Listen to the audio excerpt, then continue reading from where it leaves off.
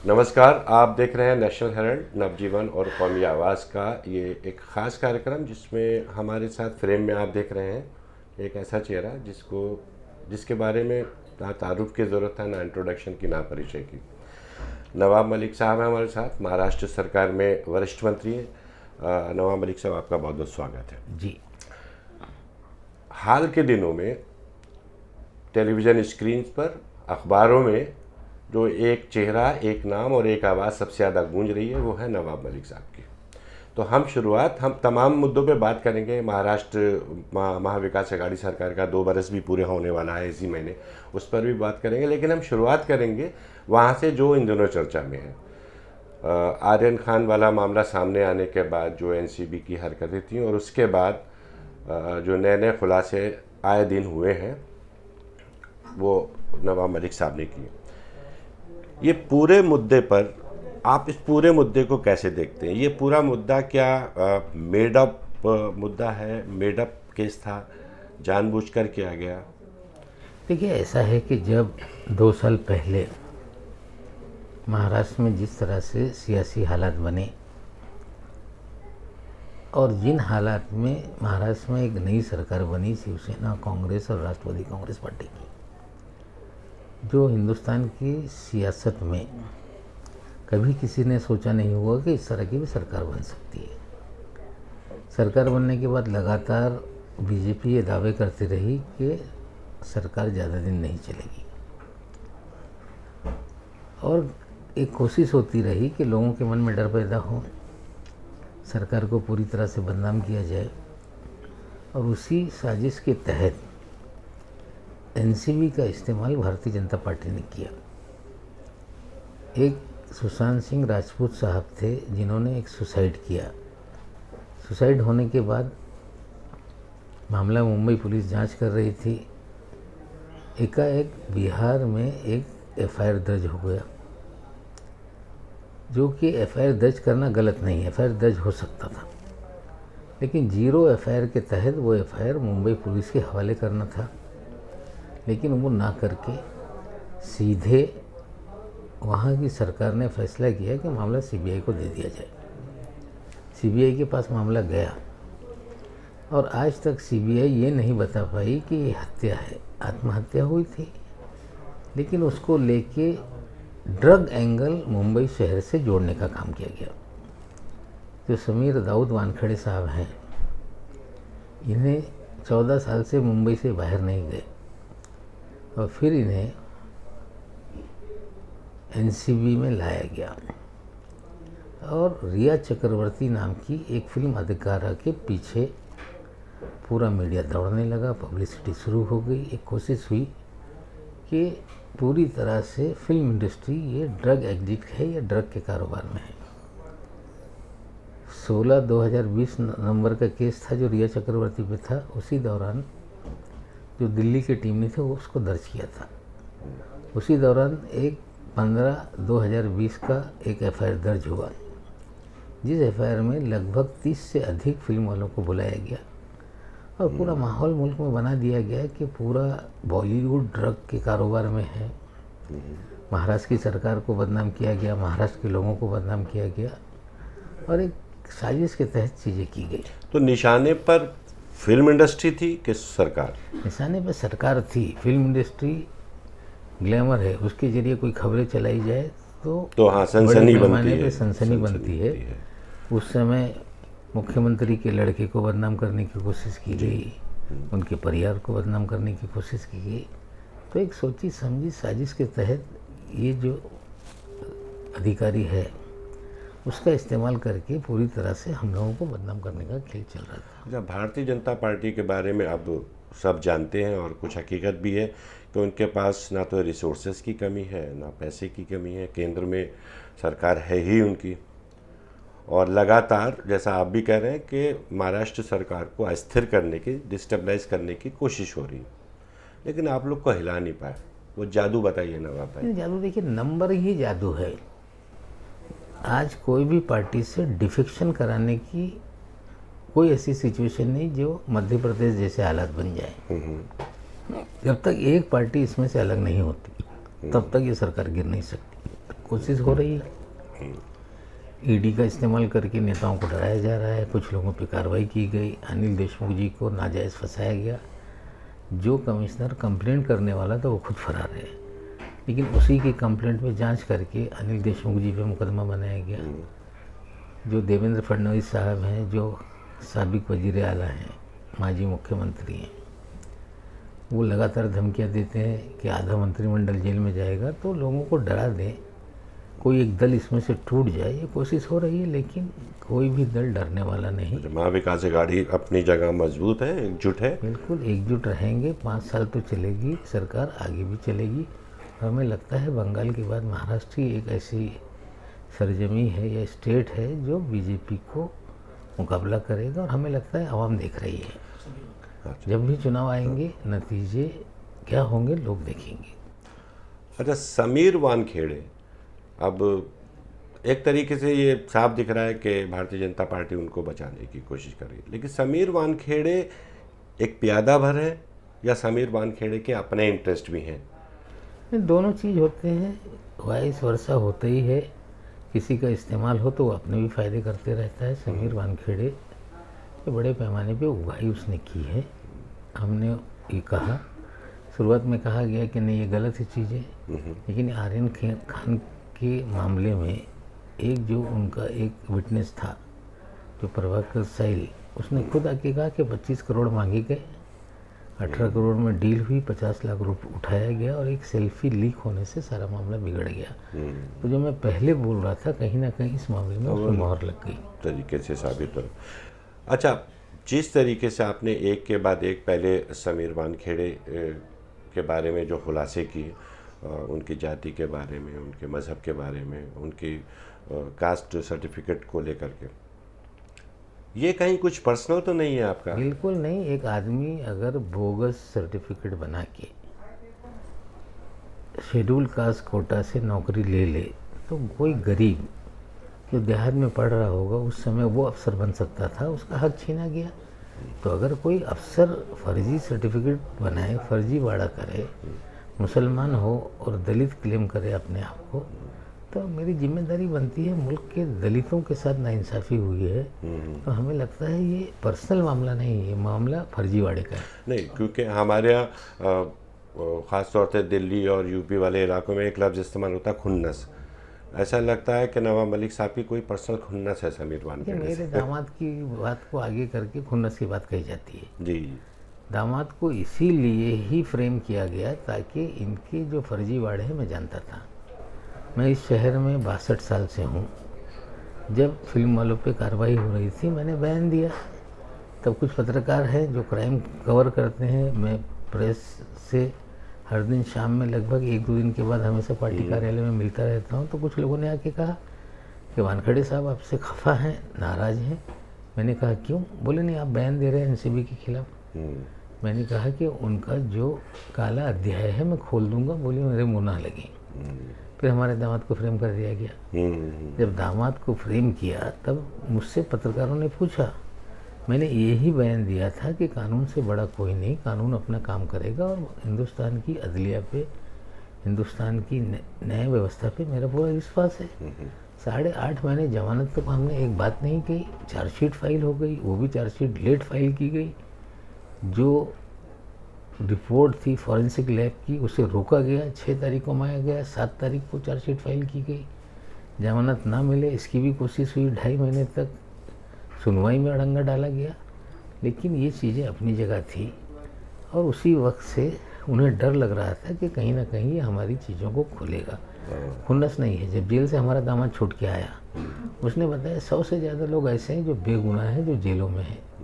जिस तरह से मुझे फंसाया गया उसी तरह से बहुत सारे लोगों को फंसाया गया। तो अगर नाइंसाफ़ी हो रही है, एजेंसी का गलत इस्तेमाल हो रहा है, कोई अफसर अपना कानून खुद का चला रहा है, तो मेरी जिम्मेदारी बनती है उसके खिलाफ आवाज़ उठाऊं। परिवार पर इस दौरान क्या गुजर रही है तो जो जिस पर गुजरती है वही समझ सकता है। देखिए, हमारे तो जिस दिन ये मामला हुआ उसी दिन लड़की कुछ गुस्से में कुछ कर दिया, 4 घंटा अस्पताल में उस पर इलाज होता रहा। उसके बाद 3-4 महीने हालात ऐसे थे कि कुछ भी गलत वो कर सकती थी, उसे संभाला गया। जो हमारे दो छोटे छोटे नाती थे वो लोगों से मिलना बंद कर दिए, स्कूल जाना बंद कर दिया उन्होंने, ऑनलाइन क्लास भी नहीं अटेंड कर रहे थे, मेरे घर रहते या मेरी छोटी बेटी के घर रहते, तो जो ट्रॉमा में लोग गए वो तो वो सच्चाई ट्रॉमा है। वो ऐसे में लेकिन डिप्रेशन में ये चला जाता है। एक मिनिस्टर के दामाद के घर का नहीं। आज ठीक है हम लोग वकील खड़ा कर सकते हैं, लेकिन बहुत सारे गरीब हैं जो वकील भी नहीं खड़ा कर पा रहे हैं, ऐसे हालत है। हाँ, जिनको एक्सेस ही नहीं है। फडणवीस साहब की बात करते हैं, अभी तुर्की चल रहा था अभी 2-3 दिन पहले तक, लेकिन अभी उधर से खामोशी है। नहीं, उन्होंने अंडरवर्ल्ड वाला उन्होंने बम फोड़ा, हाइड्रोजन बम जिसको बोल रहे थे। ठीक है, हमने तो कभी नहीं कहा कि सलीम पटेल से हमने जगह पावर ऑफ अटॉर्नी के नाते नहीं लिखाई है, लेकिन वो अंडरवर्ल्ड का कभी भी उस पर कोई कनेक्शन नहीं रहा। उलट जब खबरें आई थी उसके बाद डिफेमेशन का सूट फाइल किया गया, विधानसभा में रिपोर्ट रखी गई कि ये अंडरवर्ल्ड से इसका कोई कनेक्शन नहीं। जहाँ तक सवाल है सरदार वली खान का, जो बम ब्लास्ट का एक्यूज था, वो हमारी जहाँ पे हम किराएदार है, जिस ज़मीन आज हमारी मिल्कियत की जो गोडाउन है, वहाँ पे वो उसका परिवार 70 साल से वाचमैनी करता था। अच्छा। तो हमारे गोडाउन की जो कब्जा हमारे पास था या जहाँ किराएदार हम थे, उस पर उसने अपना जो एस्ट्रैक होता है 712 का 712 का खसरा खितौनी जिसे कहते हैं, उस पर अपना नाम म्यूटेशन करके चढ़ा लिया था। अच्छा। तो उसे दुरुस्त करने के लिए हमने पैसे दिए, हमने कभी तो नहीं कहा। लेकिन क्या वो कानून से गलत था? क्या कोर्ट ने कहा था कि किसी एक्यूज, उस वक्त वो कन्विक्टेड नहीं था, कि ये प्रॉपर्टी पे अगर नाम है तो कोई खरीदेगा नहीं। प्रॉपर्टी खरीद लेने से हम गुनहगार हो गए, तो दाऊद का घर तो सनातन ने खरीदा है, तो सनातन भी क्या गुनहगार है? अच्छा, क्या अंडरवर्ल्ड की इसकी बात होती है, अभी भी इतना इन्फ्लुएंशियल है कि वो पॉलिटिकल पार्टीज को, सरकारों को इन्फ्लुएंस कर रहा है? अंडरवर्ल्ड इन्फ्लुएंशियल नहीं है, कुछ नेता अंडरवर्ल्ड के अब्बा जान बन गए। अच्छा। वो पुलिस के जरिए पूरा अंडरवर्ल्ड चला रहे हैं। और बहुत सारी ऐसी चीज़ें हैं जो अंडरवर्ल्ड तो एक कठपुतली बन गया है, लेकिन कुछ पॉलिटिशियन हैं जिन्होंने पुलिसिया तंत्र का इस्तेमाल करके अंडरवर्ल्ड का इस्तेमाल किया। अंडरवर्ल्ड तो कम पैसे खाता रहा, नेता बहुत सारी उसके अंदर अपना काम करते रहे, ये सच्चाई है। अच्छा, सरकार की बात करते हैं। 2 साल पूरे हो रहे हैं अभी, 28 नवंबर को महाविकास अघाड़ी सरकार के। जैसा आपने कहा भी, मध्य प्रदेश जैसी स्थिति यहाँ नहीं होने वाली या कर्नाटका जैसी नहीं होने वाली, लेकिन अल्टीमेट गोल तो फडणवीस साहब का केंद्र की तरफ से यही है कि सरकार को हिला दें, कुछ हो जाए ऐसा। मैं फिर से आपसे पूछूंगा, वो कौन सा जादू है जिसकी वजह से ये कामयाब नहीं हो पा रहे? जादू देखिए, तीनों पार्टियां एक साथ जुटी हैं, और ख़ासकर मैं बता दूं शिवसेना और एनसीपी, उनकी जड़ें ये महाराष्ट्र में हैं। दोनों जिस तरह से ममता बनर्जी का रीजनल फोर्स की तरह से है, ये दोनों दल, हम नेशनलिस्ट कांग्रेस पार्टी हैं, कुछ राज्यों में हमारा कुछ असर है, जैसे शिवसेना ने अभी सिलवासा की सीट जीत ली है, लेकिन हम लोग मूलतः महाराष्ट्र में हमारी जड़ें हैं। जब रीजनल सेंटिमेंट आता है तो धर्म की राजनीति नहीं चल पाती, जो बिहार में लोगों जो वहाँ पे बंगाल में देखा है। हमें लगता है यही सेंटिमेंट है जो लोग हमारे साथ खड़े रहे हो रहे, और हमें लगता है कि अगर कोई निडर हो जाए तो कोई सरकार नहीं गिरती। पवार साहब को ईडी की नोटिस भेजी थी चुनाव से पहले, नतीजा लोगों ने देख लिया। मुख्यमंत्री को डराने की कोशिश करते हैं, वो डरने वाले नहीं। जब निडर कोई नेता हो जाता है तो कोई भी उसका कोई बिगाड़ नहीं सकता। अभी आपने कहा धर्म की राजनीति नहीं चलती है, लेकिन धर्म की राजनीति चलती तो खूब है, बिकने वाला माल है वो राजनीति में इन दिनों। थोड़े दिन तक जहाँ अलग अलग राज्यों की अलग अलग परिस्थिति है, महाराष्ट्र में सियासत रीजनल है। जो एक भाषा, देखिए आप दुनिया के अंदर आप देख लें, यूरोप एक मजहब एक पहरावा के लोग हैं, लेकिन ज़ुबान के नाम पे वहाँ पे लड़ाई चलती है। तो हमें लगता है महाराष्ट्र की अस्मिता ये सबसे बड़ा सवाल है, और महाराष्ट्र की अस्मिता का जब सवाल आएगा तो महाराष्ट्र दिल्ली के तख्त के सामने नहीं झुकने वाला है, आवाम को भी पता है, और इसीलिए लोग हमारे साथ हैं। अच्छा, मुंबई में ख़ास तौर से उत्तर भारतीय बहुत हैं, नॉर्थ इंडिया के, यूपी के, बिहार के। यूपी में चुनाव आ रहा है, आपका तो मिलना जुलना सभी लोगों से है, और उनके बारे में क्या स्थिति, या यूपी को लेके क्या आकलन आपको दिख रहा है? देखिए, उत्तर प्रदेश में लड़ाई सीधे समाजवादी पार्टी बनाम भारतीय जनता पार्टी है। और हमें लगता है कांटे का मुकाबला होगा। अभी चुनाव जिस तरह पीक पकड़ना है नहीं पकड़ रहा है। हमने 1993 का चुनाव देखा था, जब बाबरी मस्जिद शहीद की गई, या आज उसे मंदिर था, इस तरह के फैसले आ गए। लेकिन उस वक्त भी मजहबी जुनून बहुत ज़ोरों से तारी था लोगों पे, और उस वक्त भी चुनाव इसी तरह से लग रहा था कि एक तरफा बीजेपी के हक में है। लेकिन जैसे ही चुनाव डिक्लेयर हो गए, मुलायम सिंह जी निकले, घूमने लगे, चुनाव खड़ा हो गया, और कभी कोई सोच नहीं सकता था कि बीजेपी 6 दिसंबर के बाद भी उत्तर प्रदेश में हारेगी। हमें लगता है उसी तरह का माहौल है। जिस दिन तारीख डिक्लेयर होगी पूरा चुनाव खड़ा हो जाएगा। पश्चिमी उत्तर प्रदेश में जो इन्होंने जहर बोकर जाट और मुसलमानों को लड़ाया था, वो खाई खत्म हो गई। हर हर महादेव, अल्लाह अकबर के नारे लगने लगे। फिर जो टिकाए साहब लगवाते थे, या जो दूध मुँह काटी रोटी की तरह, शीर और शक्कर की तरह लोग थे, तो वहाँ पे जो नफ़रत थी वो ख़त्म हो रही है पूरी तरह से। हमें लगता है कि उत्तर प्रदेश के चुनाव में हालात अलग हैं। जब चुनाव डिक्लेयर होगा, चुनाव बड़े पैमाने पे खड़ा होगा। उत्तर प्रदेश में बीजेपी एक नारा लगा रही है, 22 में योगी, 24 में मोदी। 24 में मोदी को लाना है तो 22 में योगी। हम 2024 में क्या देखते हैं पॉलिटिकल सिनेरियो? जो बहुत दिन है, हमें लगता है दिन है, लेकिन सियासत एक महीने में, 6 महीने में बदल जाती है। हमें लगता है उत्तर प्रदेश का चुनाव एक लिटमस टेस्ट है। अगर उत्तर प्रदेश के चुनाव में परिस्थितियाँ बदल गई तो माहौल एकदम झपाटे से बदलेगा। लेकिन चुनावी राजनीति समय समय पे बदलती रहती है। पिछले चुनाव में भी जो घटना हुई, जिस तरह से आईडी के जरिए गाड़ी टकराई गई, और जो घटना हुई उसके बाद जो हालात बने, उसका फ़ायदा इन्होंने लिया। वो पुलवामा, फिर उसके बाद बालाकोट, सेंटिमेंट्स को। पुलवामा में आरडीए कहाँ से गया, वानी कौन था, कहाँ से निकला, आज तक उसकी जांच नहीं हुई, और आज तक देश को पता ही नहीं चला पुलवामा हुआ था, तो कैसे क्यों हुआ था, उसकी कोई रिपोर्ट सामने नहीं। हमें लगता है एक अलग तरह का माहौल देश में बनाया जाता है। आज बहुत जल्दबाजी होगी कि 24 में क्या होगा, उस समय क्या मुद्दे होंगे, आज बोला नहीं जा सकता। लेकिन भारतीय जनता पार्टी को लेके अब ये है कि कहते हैं ना कि हर जवाल का, हर उरूज का एक जवाल तय है, तो वो स्थिति अब बनना। देखिए, डर पैदा करके सियासत हो रही है। लोग बोलेंगे तो ऊपा में डाल देंगे, लोग बोलेंगे तो नाजायज़ मुकदमा बंद कर देंगे, लीडर बोलेगा तो ईडी के जरिए जेल में डाला जाएगा। एक डर का माहौल बनाया गया है। जो डर है, जब तक लोग डर से बाहर नहीं निकलेंगे, लड़ाई तेज नहीं होगी। लेकिन हमें लगता है धीरे धीरे लोगों के मन से डर निकलेगा और लड़ाई तेज होगी।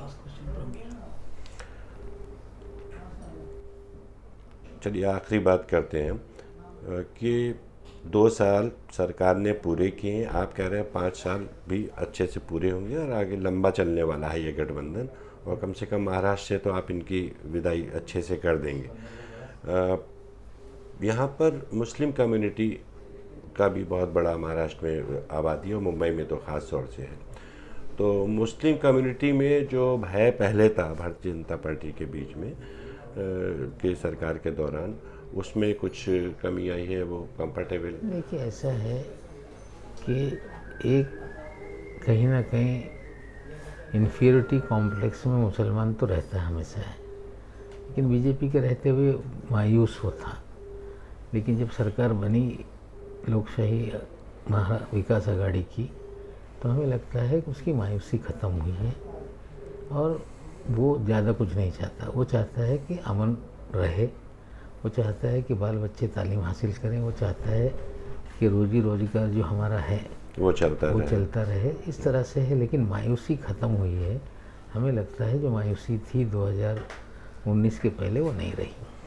चलिए, अगला धमाका समीर वानखेड़े पर क्या होने वाला है? तो कोर्ट में 5 मामले चल रहे हैं। एक कोर्ट में उन्होंने किया है डिफेमेशन का, एक उन्होंने एससी कमीशन को लिखा था, एससी कमिश्नर ने मुंबई पुलिस को रिपोर्ट मांगी है, वो रिपोर्ट तैयार हो रही है शायद।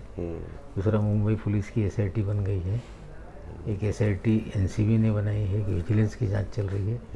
तो अभी तो 5 मामले अलग अलग एजेंसी के चल रहे हैं, निश्चित रूप से आएंगे। हमें लगता है कि आदमी फर्जी है, फर्जीवाड़ा करता रहा है और भ्रष्ट है, और भ्रष्टाचार के सबूत इन तमाम चीज़ों से बाहर निकलेंगे।